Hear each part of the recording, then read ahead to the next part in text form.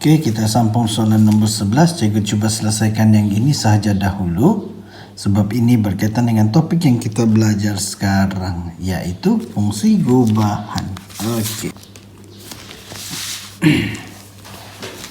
Diberi Gx sama juga dengan 2 per X. Soalan minta G2X sama juga berapa?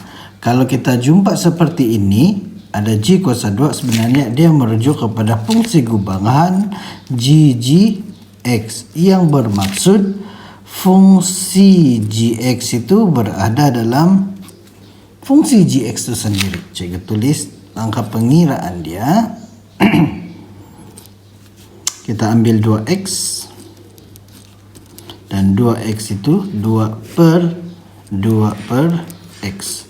Untuk pelaksanaan langkah kerja seperti ini, kita mesti faham bahawa dalam matematik dia ditulis sebagai 2 bahagi 2 per x. Tanda bahagi ini kita ubah dia menjadi darab, kita akan dapat 2 darab. Kalau kita jadikan darab, kita hanya terbalikan, maka x per dengan 2. Untuk memudahkan kerja kita dapati bahawa di bahagian atas itu ada 2, di bahagian bawah itu ada 2, maka kita matikan dan tinggallah x. Maka G2x sama juga dengan x.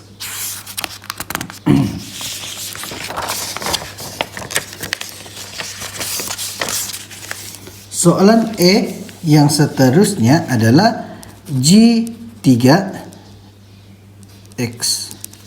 Bermaksud G dalam kurungan 2x, kita tulis dia sebagai G2.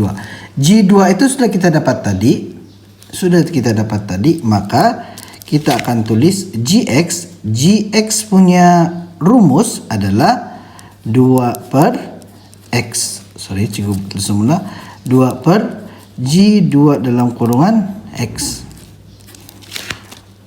Fungsi bagi G kuasa 2x, G2x adalah 2 per x. Maka inilah jawapan bagi G3x.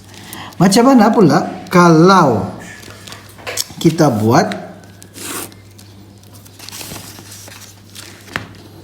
G kuasa 4x?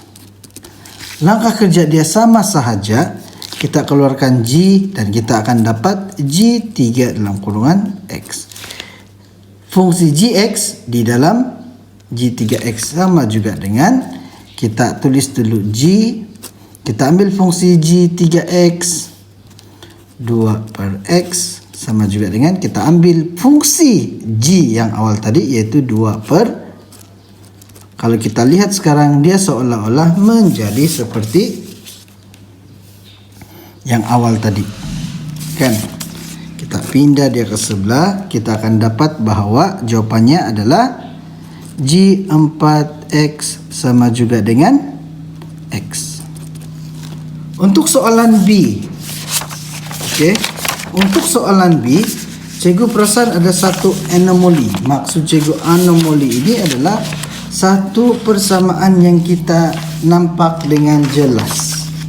Okey, ada soalan B, kita diminta cari 20 dengan 23. Kalau kita perhatikan, G20 ini adalah nombor genap dan G23 ini pula adalah nombor ganjil.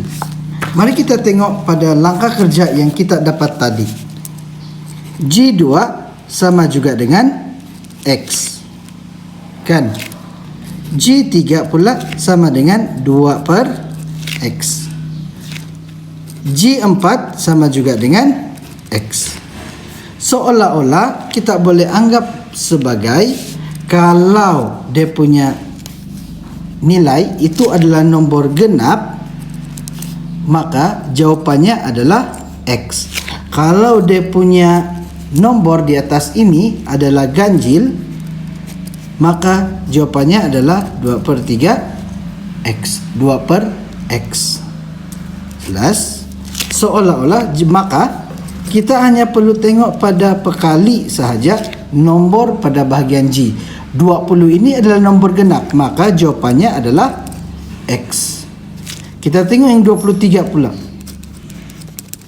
Nombor apa? Nombor ganjil. Apabila ada nombor ganjil, maka jawapannya adalah 2 per X. Begitu sahaja langkah kerja bagi soalan nombor 14.